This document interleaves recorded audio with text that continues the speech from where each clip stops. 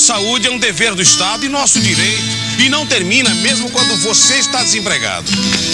Na 8ª Conferência Nacional de Saúde, vamos definir esta e muitas outras questões para que todos os nossos direitos ligados à saúde sejam garantidos. Através dos nossos sindicatos e associações, vamos estudar a melhor maneira de organizar o setor de saúde. Não dá mais para continuar empurrando a miséria com a barriga. 8ª Conferência Nacional de Saúde.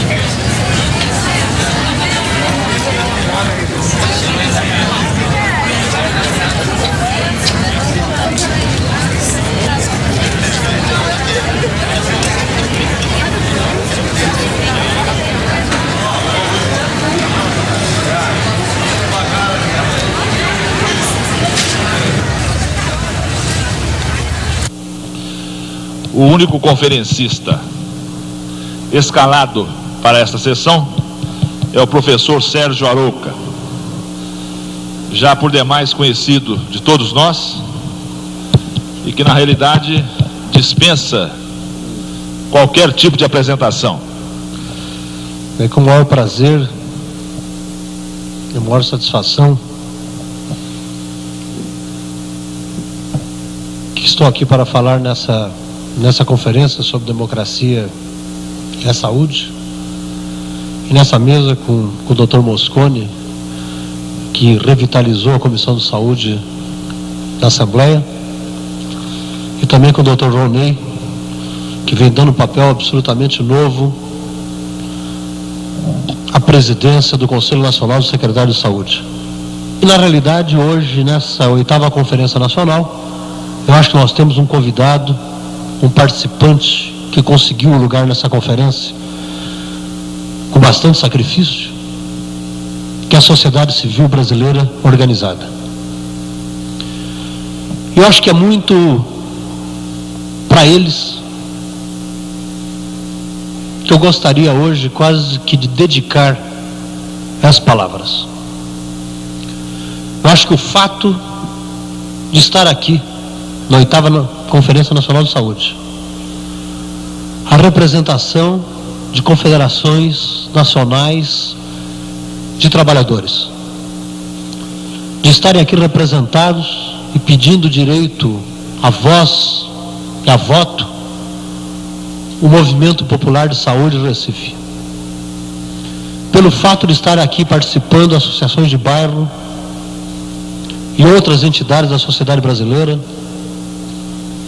CNBB, ABI, OAB, enfim, quase que o conjunto das entidades que nós conseguimos identificar no mapeamento quase que exaustivo da sociedade brasileira.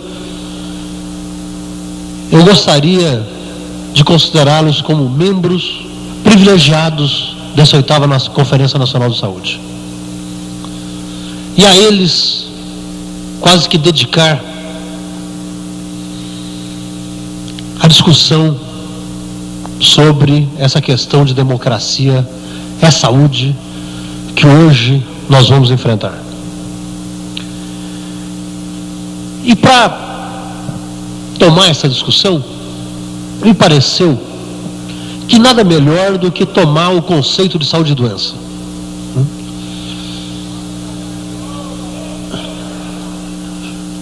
E o conceito de saúde e doença, que vem sendo nos últimos anos colocado principalmente pela Organização Mundial da Saúde, conceito muito criticado, talvez porque ele ficasse em termos muito genéricos e abstratos e não conseguia servir de base para que pudesse ser quantificado quantas pessoas têm ou não têm saúde em um certo país.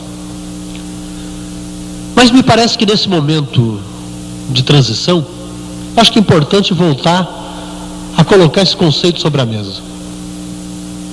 que saúde não é simplesmente a ausência da doença. Não é simplesmente aquela pessoa que num determinado instante, por qualquer forma de diagnóstico médico, qualquer tipo de exame, não seja constatado nele nenhuma doença. A Organização Mundial de Saúde considerou que é mais que isso. Que além da simples ausência de doença, que saúde deve ser entendido como um bem-estar físico e, portanto, no instante que ele é físico, né, ele supõe uma determinada maneira de sentir, né, social, afetivo. E algumas pessoas, nesses debates que antecederam a Conferência Nacional de Saúde, entre eles o professor da Escola Nacional de Saúde Pública, professor Sinamon, acrescentou também a ausência do medo. E talvez sobre isso seria interessante a gente pensar um pouquinho o que significa isso. O que significa esse conceito de saúde que é quase colocado como alguma coisa a ser tingida. Que não é simplesmente que as pessoas não tenham doença, é mais. É um bem-estar social. Um bem-estar social que pode significar que as pessoas tenham mais alguma coisa do que simplesmente não estar doente.